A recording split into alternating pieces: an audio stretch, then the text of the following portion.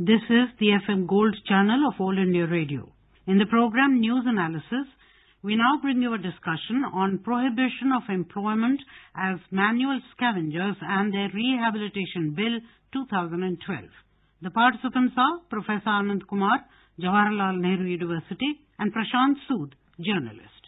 The Parliament has passed the bill that prohibits employment of manual scavengers and rehabilitation by providing them alternate employment. The bill also prohibits manual cleaning of sewers and septic tanks without protective equipment. Professor Anand, how do you look at the passage of this bill in Parliament?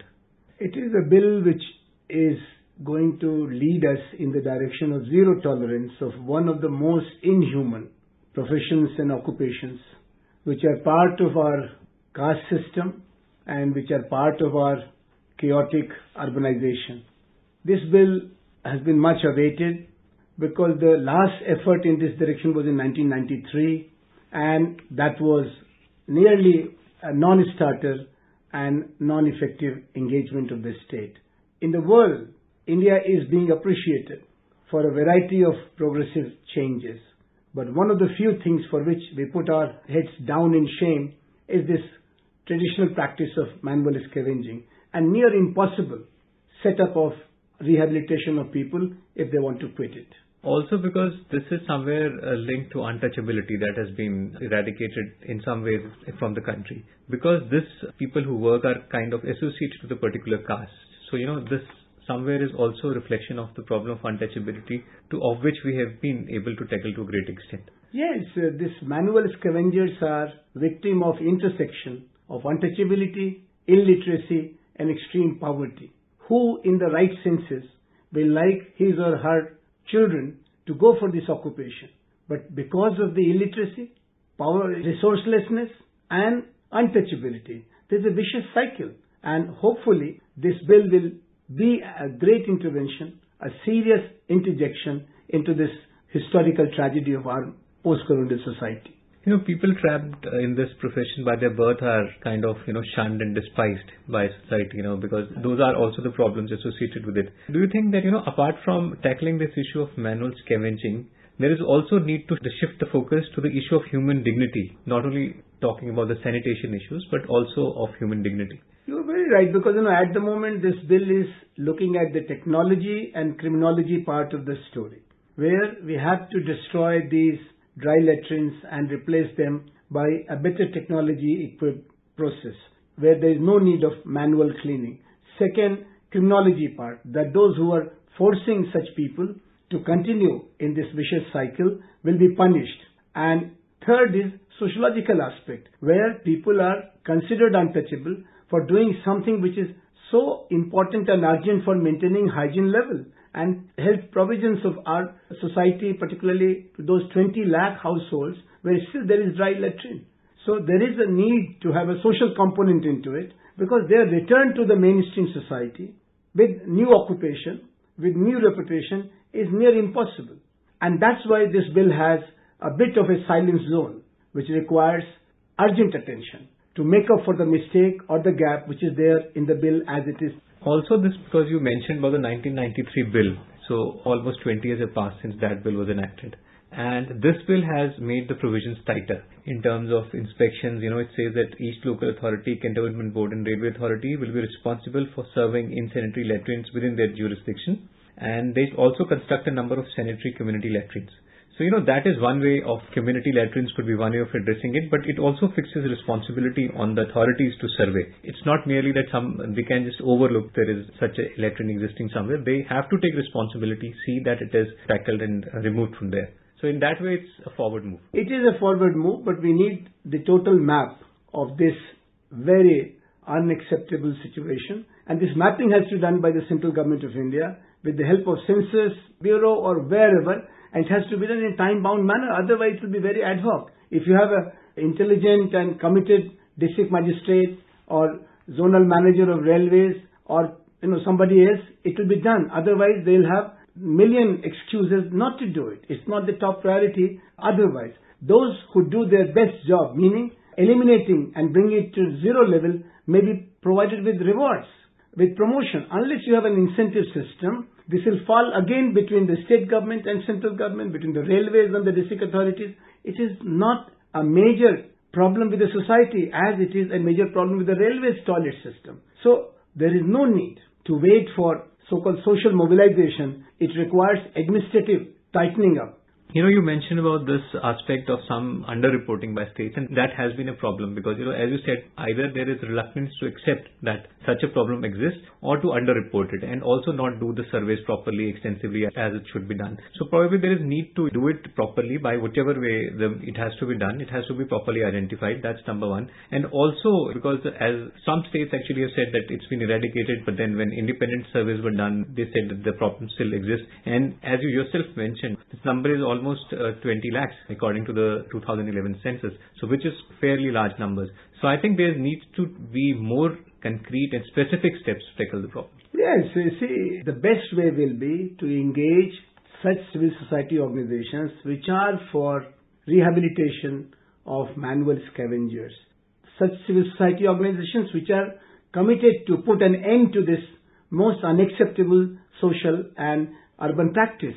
So if you have a partnership between such civil society organizations, voluntary organizations, and the Government of India and the provincial governments, without a blame game, all the three have to be put together. And the best way will be to put the civil society groups in its leadership, as they have done about, say, violence against women, as they have done about untouchability-related crimes, minorities-related problems.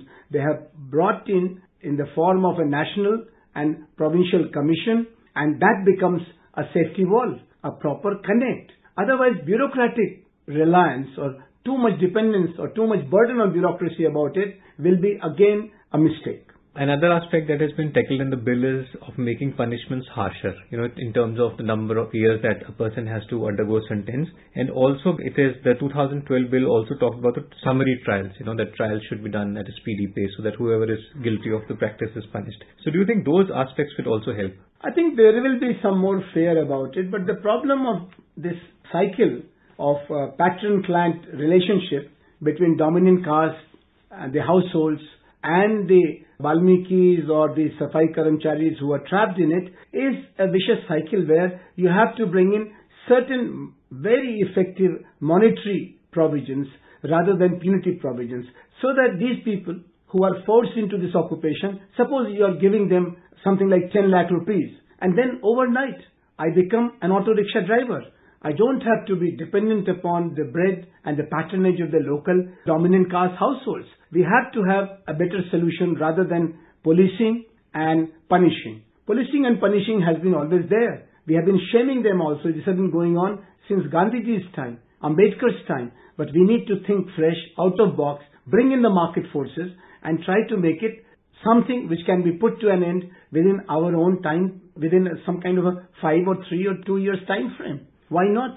The integrated low-cost sanitation scheme that was launched in 1981 was fairly successful in, tackling this issue to a large degree because, even in cities, sometimes in capital cities, the problem was there in early 70s, early 80s, and then because of this scheme, the government provided subsidy, the state authorities provided subsidy, and a part of the payment was to be given by the beneficiary, and its scheme actually worked. And I've seen myself in the place in Shimla where I was staying that, this practice was there, and as soon as the scheme was launched, people took benefit of it, and the problem gradually was eliminated. So that has been a successful scheme. Do you think that government needs to provide more incentives, particularly in these 23 lakh latrines, insanitary latrines that have come out in 2011 census, to tackle this problem? More subsidy or more active government intervention would help.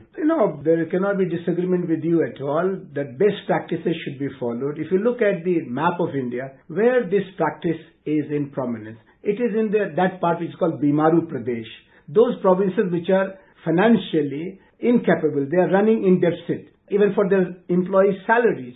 So the center has to collect courage and have honesty of purpose and be true to the Constitution of India and put one-time effort. It is not something which will be reproducing itself over and over again. No. Once the structure is in place, those deficient cities and towns where there is not much of sewage system related development, let us put them in the map through Jawaharlal Nehru Urban Renewal Scheme or some other scheme. And it has to be, it's like a surgery. It cannot be done homeopathically, to use a metaphor. It has to be done in a fast, rapid, surgical manner by the central government under its own direct engagement and investment, as they are doing with Manrega, as they are doing with Food Security Bill. The number has been reduced radically in last 20 years from nearly million plus to 100,000 plus.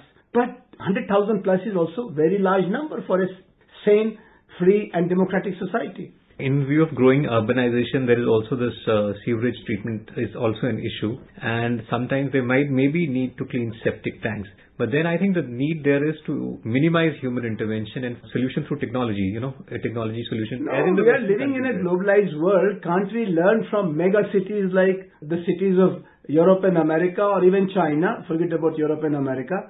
Can't we learn from South Africa? Can't we learn from Brazil? There are many more technologically sophisticated ways, rather than pushing our people in these wells of death, and they die and we feel sorry and that's all.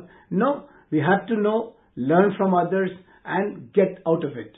Railways is another area which is another problematic area, because lots of the sanitation problems are there in railways in terms of cleaning railway tracks or the way people use toilets in the railways.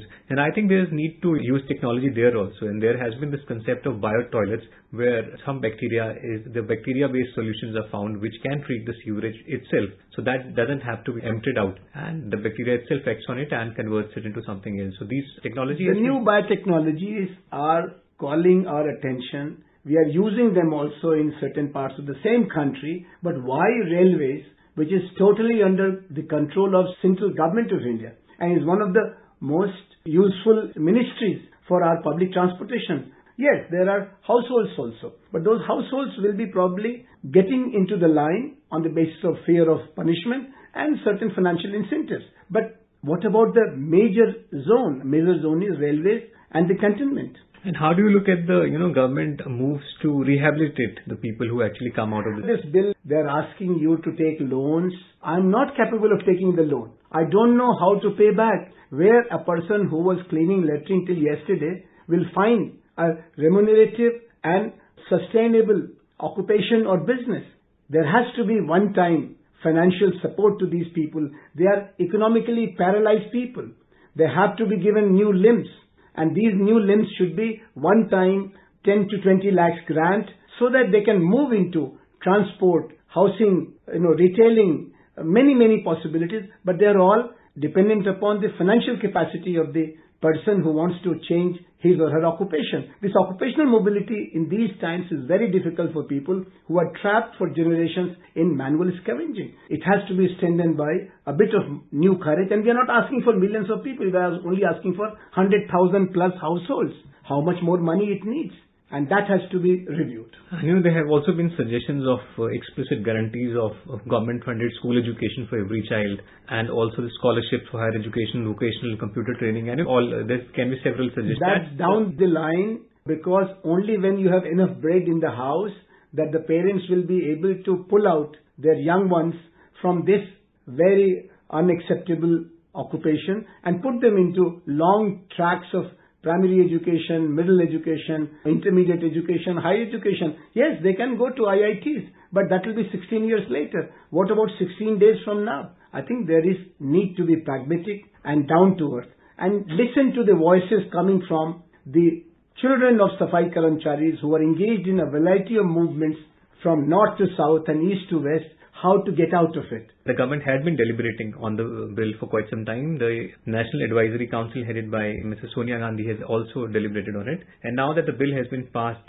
we can hope that the state governments will take due measures according to the bill and eradicate the problem at the earliest.